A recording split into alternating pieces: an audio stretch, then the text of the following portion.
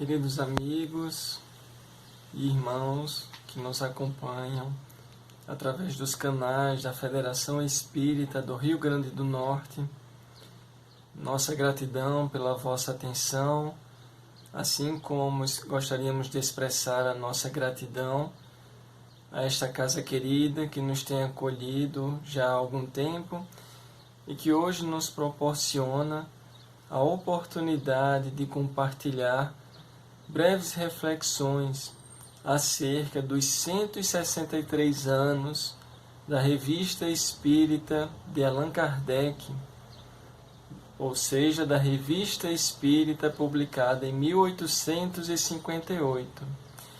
E para contextualizarmos as nossas reflexões, queridos amigos, gostaríamos de nos situar todos juntos dentro do Evangelho de João, em seu capítulo 8, um evangelho muito espiritual, este de João, e que, em seu capítulo 8, haverá uma discussão, um esclarecimento que Jesus traz àqueles que estavam com ele naquele momento, não somente os seus discípulos, mas outros que estavam ali para ouvir as suas palavras, ouvir os seus ensinamentos, em que Jesus vai se reportar a uma verdade que é uma verdade libertadora.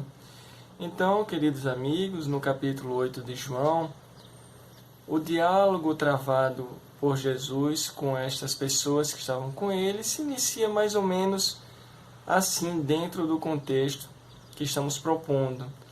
Indagam a Jesus, dentro daquela discussão toda, onde está o Pai dele?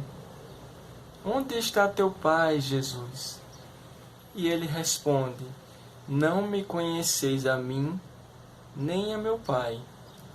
Se vós me conhecesseis a mim, também conhecereis a meu Pai. Eu retiro-me, e buscar-me-eis, e morrereis sem compreender. Para onde eu vou, não podeis vós vir. E continuava a dizer: vós sois de baixo, eu sou de cima.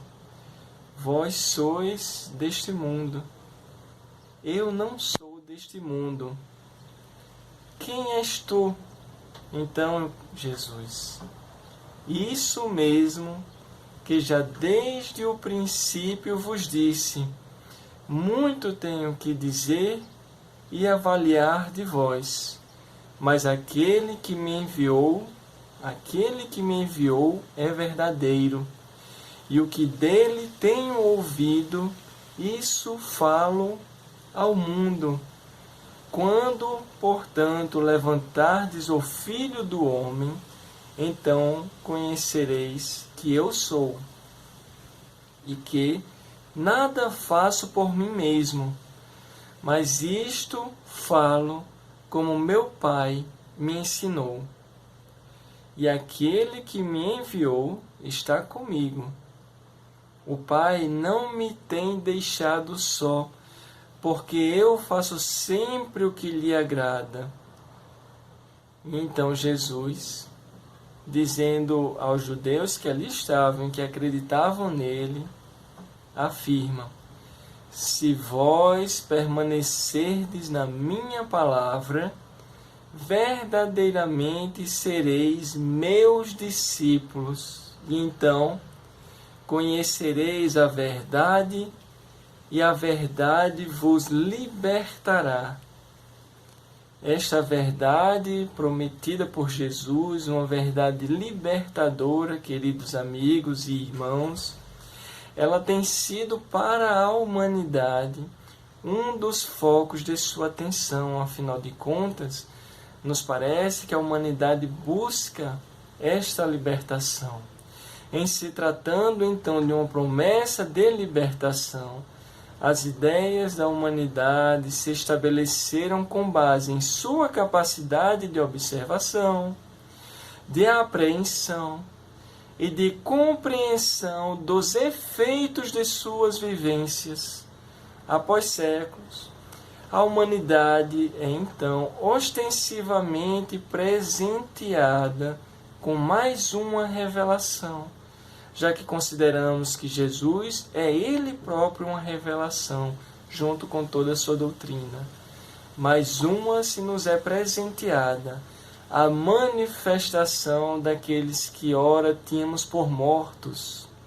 Eles que agora provam a sua existência e se anunciam, curiosamente, como as almas dos homens que ora caminharam na carne. Estes fenômenos, então, dos mortos, agora com doutrina espírita, tidos como espíritos, eles sempre existiram ao longo da humanidade.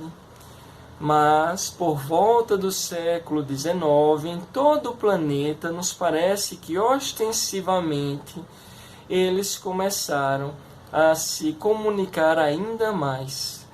E a rapidez com que se propagaram estas manifestações, agora tidas como manifestações espíritas, em todas as partes do mundo, é uma prova, meus queridos irmãos, evidente do interesse que estas manifestações despertam naqueles que somos nós hoje encarnados. A princípio, estas manifestações eram tidas ou consideradas como simples objeto de curiosidade, mas não tardaram a chamar a atenção de homens sérios, que neles vislumbraram desde o início a influência inevitável que viriam a ter sobre o estado moral da sociedade, sobre o estado moral da humanidade.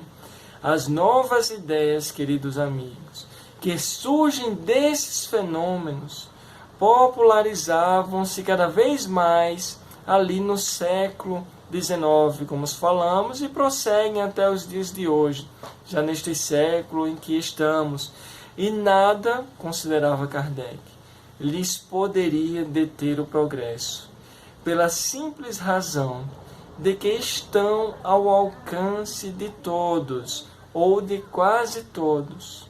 Ou seja, estes fenômenos das manifestações dos espíritos não são fenômenos restritos a uma determinada classe, a um determinado agrupamento de homens.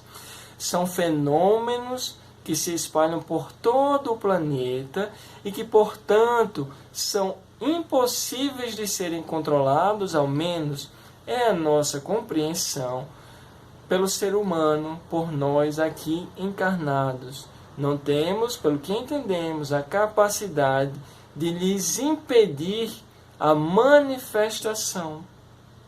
E dentro deste contexto inteiro, meus queridos amigos, nós vamos ter o querido codificador da doutrina espírita, Allan Kardec, como uma daquelas pessoas, um daqueles homens sérios que decidiram investigar estas manifestações, percebendo o alcance moral que elas tinham e teriam na sociedade e na humanidade. Em 1857, após um longo trabalho, ele publica a obra conhecida por todos nós espíritas, e que vale a pena ler para aqueles que não são espíritas e que porventura estejam nos acompanhando, o Livro dos Espíritos, publicado em 1857, um livro de perguntas e respostas que vai conter exatamente a base filosófica desta que chamamos de doutrina espírita.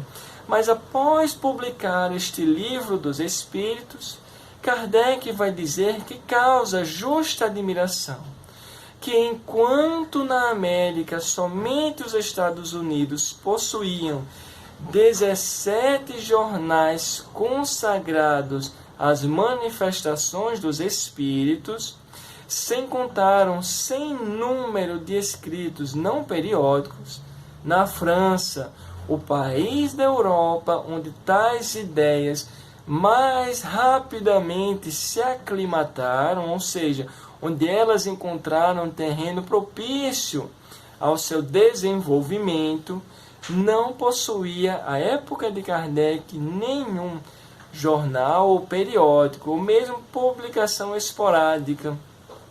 E é preciso convir que não se pode contestar, mesmo nos dias de hoje, a utilidade de um órgão especial que ponha a público a par do progresso da nova ciência, da ciência espírita, igualmente da filosofia espírita, e que venha a prevenir o público contra os excessos da credulidade, bem como do cepticismo.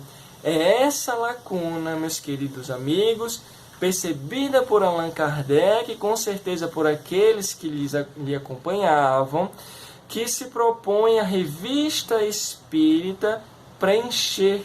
Com esta publicação, então, a Revista Espírita se propõe Kardec a preencher uma lacuna existente na divulgação dessa ciência espírita, mas ela visa, então, a oferecer um meio de comunicação a todos quantos se interessassem por estas questões, lá no século XIX, ligando através de um laço comum os que compreendem a doutrina espírita sob o seu verdadeiro ponto de vista moral. A Revista Espírita como um laço comum que liga todos aqueles que a compreendem do seu verdadeiro ponto de vista moral. 2 pontos. A prática do bem e a caridade evangélica para com todos, ou seja, a mesma caridade ensinada pelo Cristo, uma caridade que deve se expandir a todos aqueles que existem neste planeta, agora no plano carnal, mas igualmente no plano espiritual. É esta caridade, assim como a prática do bem, que constitui o verdadeiro ponto de vista moral e que então é o laço comum ao público da Revista Espírita, esperava Kardec. Mas é ao menos este ponto que estes pontos, na verdade, que o motivaram a prosseguir nesta empreitada.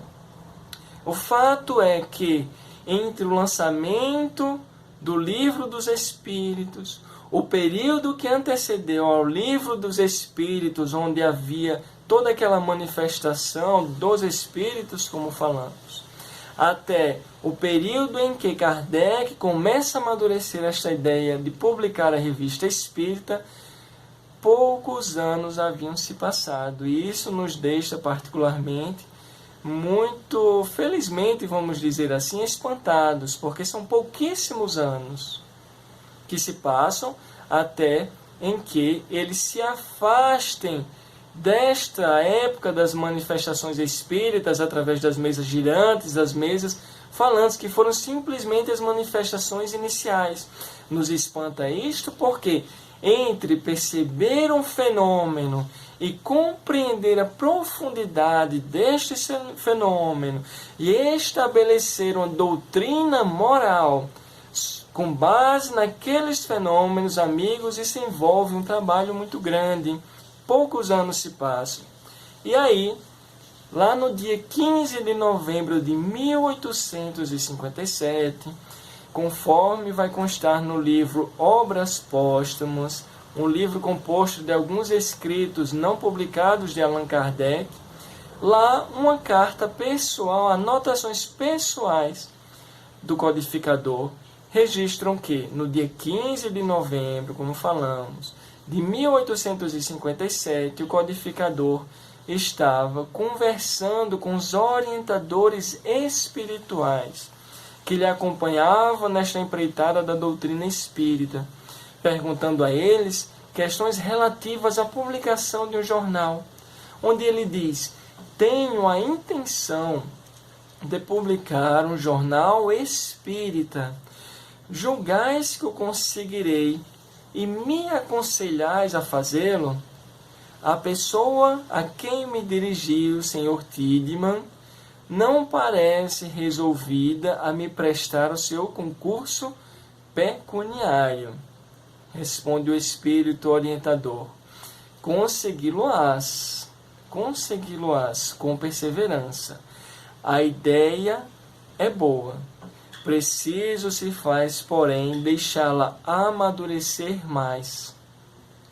Eu pretendia, diz Kardec, publicar um primeiro número como ensaio, a fim de lançar o jornal e marcar data e continuar mais tarde, se for possível.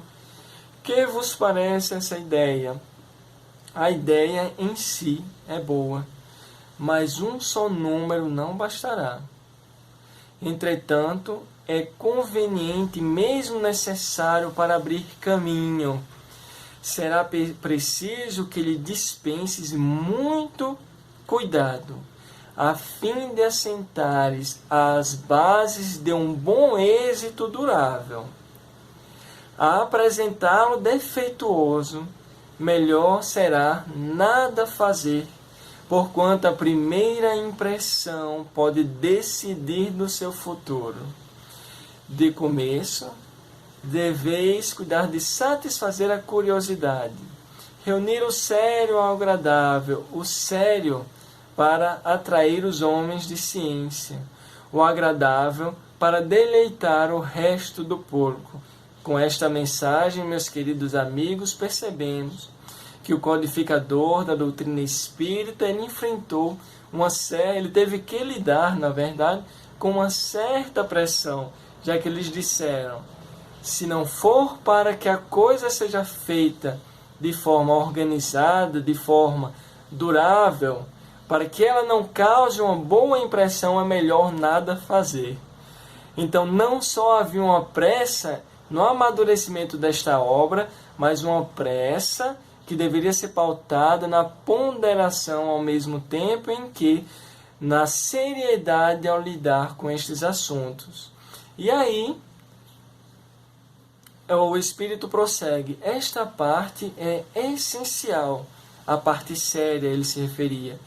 Porém, é tão importante que, sem esta parte séria, o jornal careceria de fundamento sólido. Em suma, é preciso evitar a monotonia do meio da variedade. Por meio da variedade. Congregar a instrução sólida ao interesse que, para os trabalhos ulteriores, será poderoso auxiliar. E efetivamente vamos ver nas obras que seguiram após a publicação da Revista Espírita, o Evangelho segundo o Espiritismo, a Gênese, o Céu e o Inferno, o Livro dos Médiuns, todas elas vão conter textos que foram inicialmente publicados na Revista Espírita e que após um certo ajuste pelo codificador foram efetivamente publicados nas obras, de onde então perceber que esta instrução sólida que existia na Revista Espírita e na forma com a qual ela foi conduzida, ela foi extremamente importante para o estabelecimento de toda a codificação espírita. Então não é somente uma revista onde vão ter fatos interessantes, mas é uma revista onde haverão também desenvolvimentos doutrinários muito pertinentes para a codificação da doutrina espírita. Por isso, queridos amigos, um grande momento é este de celebrarmos os 163 anos de publicação da Revista Espírita, a qual foi efetivamente publicada após 1 mês e meio, mais ou menos, entre esta conversa de Kardec e o Espírito Orientador. E ela vem a lume, então, no dia 1º de janeiro de 1858, sob o título de Revista Espírita, Jornal de Estudos Psicológicos, publicado pelo senhor Allan Kardec, o qual fazia o papel de dirigente desta revista, mas que igualmente era aquele que financiou todos os custos envolvidos, já que o senhor Tiedemann, esse é um desenvolvimento que consta inclusive naquela mesma obra, o senhor Tiedemann, ele não se dispôs a arcar com os custos, o que o Kardec reconhece como algo, inclusive, muito salutar, já que ele, sendo aquele que dirigia, mas também aquele que arcava realmente com as despesas necessárias a uma edição, a uma impressão, ele disse que se sentiu mais livre, exatamente para colocar as ideias que ele julgava ser, lógico, com o amparo dos espíritos, melhores ideias dentro da concepção do desenvolvimento necessário da doutrina espírita. Então, como dizemos nos dias de hoje, ele fez, neste primeiro momento, de A a Z, da revista espírita. Coloca em sua capa: todo efeito tem uma causa. Todo efeito inteligente tem uma causa inteligente. O poder da causa inteligente está na razão da grandeza do efeito, já mostrando então ao público que era uma revista que tratava de causas inteligentes, mas que certamente teria um desenvolvimento científico extremamente importante.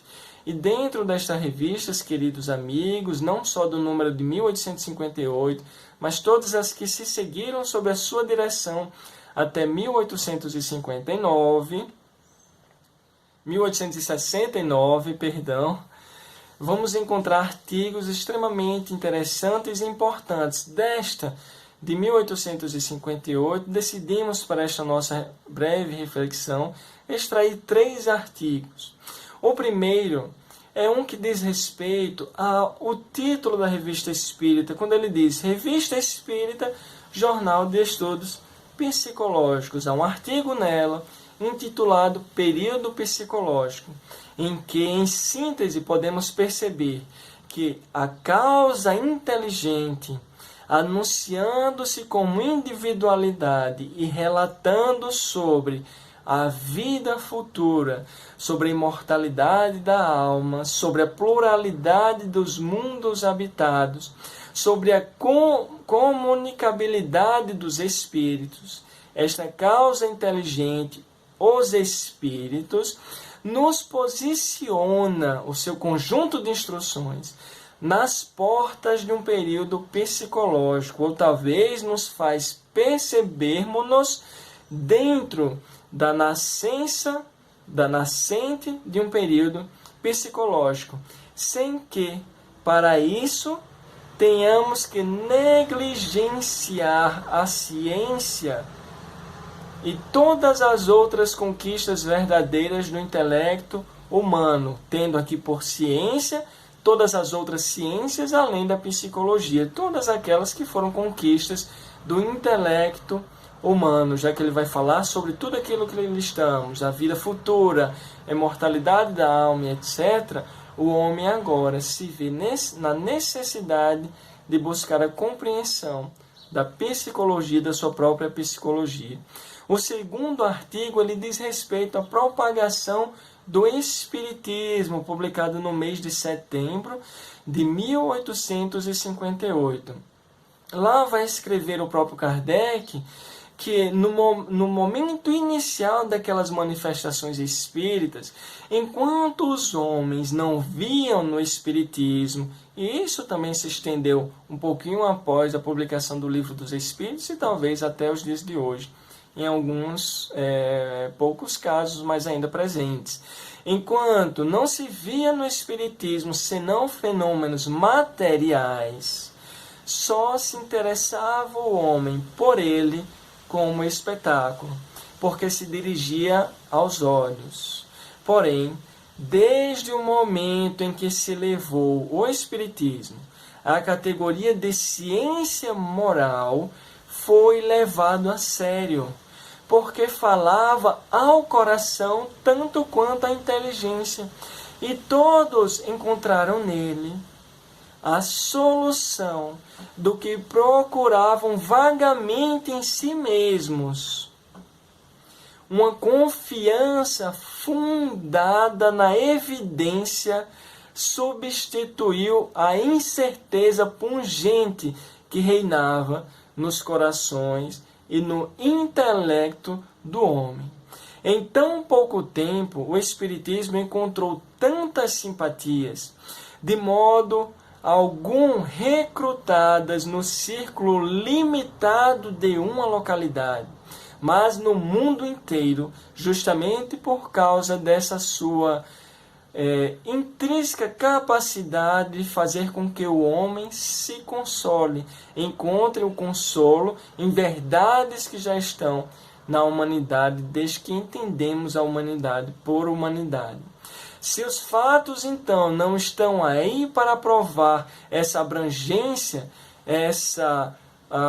esse arrecadar de simpatias do Espiritismo, nós o julgaríamos pela nossa revista, diz Allan Kardec, que tinha, à época, em setembro de 1858, ou seja, só 9 meses de sua publicação, que tinha apenas alguns meses de existência e cujos assinantes, não se contando embora aos milhares, estão disseminados por todos os pontos do globo.